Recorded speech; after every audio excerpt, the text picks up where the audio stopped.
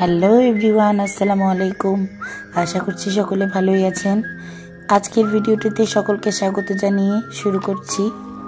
বহুদিন পর আজকে আবারও ছাদে উঠেছিলাম।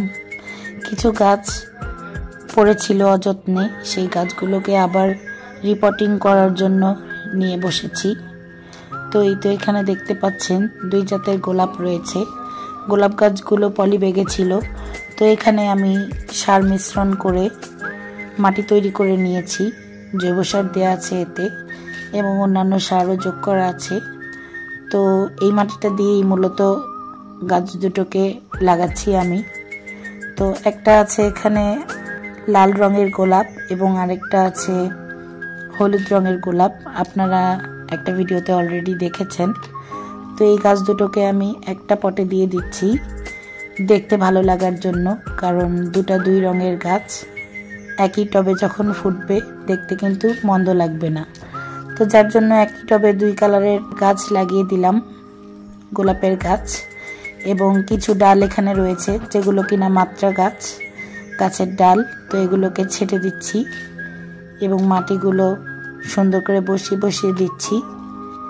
এই তো তৈরি হয়ে গেল গোলাপের চারা। আরেকটা এখানে গাছ ছিল, সেটা হচ্ছে বেলি ফুলের গাছ। তো এখানে 2 জাতের বেলি ছিল, একটা হচ্ছে রাই বেলি এবং আরেকটা হচ্ছে আমাদের দেশি যে বেলি হয় সেই দেশি বেলির চারা। তো দুটোকে একটা টবে দিয়ে সুন্দর করে সেট করে নিব। তো এই তো এখানে আমার গোলাপ গাছটা অলমোস্ট রেডি হয়ে গিয়েছে। বেলি ফুলে কিছুটা মাটির দরকার ছিল, তো এখানে আর কিছুটা মাটি দিয়ে দিচ্ছি। খুব বেশি মাটি দিব না, কারণ হচ্ছে পরে পানি দিতে প্রবলেম হয়ে যায়।